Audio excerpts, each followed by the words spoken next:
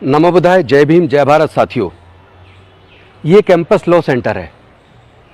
यहाँ से मैंने लॉ किया और इस सामने वाली बिल्डिंग के पीछे रोड के सामने रामजस कॉलेज है। रामजस कॉलेज से मैंने बीए किया और आज मैं कैंपस लॉ सेंटर आया हूँ। इसका कोई ख़ास वजह है और वजह ये है कि हमने यहाँ लॉ करते वक्त ये पढ़ा था कि भारत के अंदर संघीय प्रणाली है।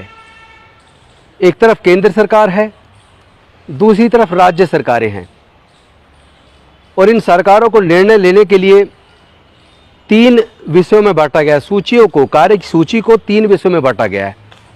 एक केंद्रीय सूची जिस पे केंद्र सरकार को कानून बनाने का अधिकार है, और दूसरी राज्य सूची जिस पर राज्य सरकारों को कानून बनाने का अधिकार है, और तीसरी समवर्ती सूची जिस पर राज्य व केंद्र दोनों को कानून बनाने का अधिकार है। लेकिन आज हम देख रहे हैं देश के अंदर केंद्र की सरकार राज्यों के अधिकारों को लगातार छीन रही है। जो संविधान के अंदर संघीय ढांचा दिया गया है जिसमें दोनों के अलग अलग अधिकार की व्याख्या की गई है, आज उसके ऊपर हमला हो रहा है। ऐसा लगता है जैसे देश का प्रजातंत्र खतरे में है। जैसे एक संसदीय प्रणाली, जो संघीय प्रणाली है, जो प्रजातंत्र है, उसको ख़त्म करके एक दलीय प्रणाली भारत में लागू करने की कोशिश की जा रही हो। एक तरफ सारी जांच एजेंसियां, सारी कॉन्स्टिट्यूशनल बॉडीज़ का कानून के विरुद्ध गलत इस्तेमाल किया जा रहा है, और दूसरी तरफ हम देख रहे हैं कि सरकार का एक तानाशाही रवैया। आपको याद होगा 2016 में जिस तरह अचानक नोटबंदी लाई गई। नोटबंदी लाके लोगों को बैंकों की लाइन में खड़ा किया, सैकड़ों लोगों की जान गई, कितने लोगों के रोजगार ठप हुए, फैक्ट्रियां बंद हुई। इतने नुकसान के बाद जो 500 और 2000 का नोट लाया गया, तब हमने कहा था कि 2000 का नोट लाने से तो और भी ज़्यादा ब्लैक मनी बढ़ेगी, क्योंकि सरकार ने तर्क दिया था नोटबंदी के पीछे।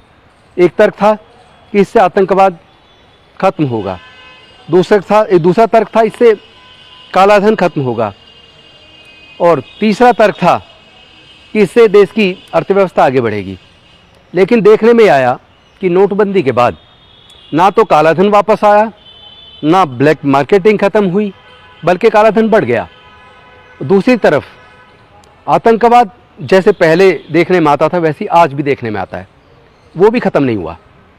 और कल जिस प्रकार अचानक माननीय प्रधानमंत्री जी ने 2000 के नोट को बंद करने का ऐलान किया कि 30 सितंबर तक आपको जमा करने होंगे नोट, नए नोट 2000 के इशू नहीं होंगे, तो ये आखिर है क्या?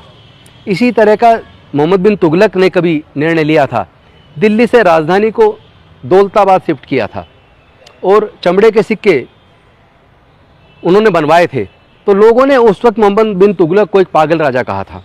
उनके निर्णय की आज तक भी आलोचना होती है, और कोई भी अगर तानाशाहीपूर्ण रवैया अपनाता है तो लोग कहते हैं कि तुगलकी आदेश है। तो आज हमारी जो सरकार है, हमारे देश के जो मुखिया हैं, वो उसी तरह तुगलकी आदेश दे रहे हैं, जिससे देश को लगातार नुकसान हो रहा है।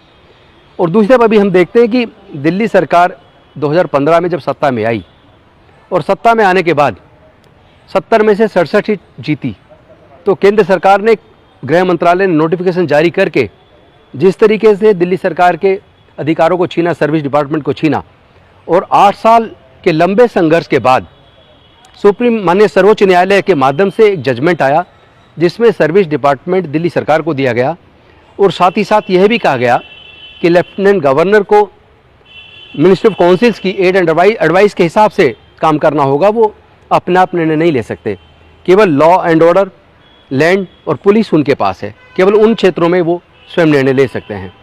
लेकिन जिस तरह कल अचानक रात को लगभग 11 बजे एक अध्यादेश जारी हुआ और माननीय सर्वोच्च न्यायालय ने जो निर्णय दिया था, जिसमें उन्होंने बेसिक स्ट्रक्चर को अमेंड नहीं किया जा सकता और संघीय ढांचे में राज्यों के अधिकारों को छीना नहीं जा सकता और सर्विस डिपार्टमेंट दिल्ली सरकार के पास होगा, वो जो निर्णय दिया था उस निर्णय को अध्यादेश के जरिए ख़त्म कर दिया। तो ये आखिर है क्या? देश के अंदर हो क्या रहा है? देश में प्रजातंत्र बचेगा या नहीं बचेगा?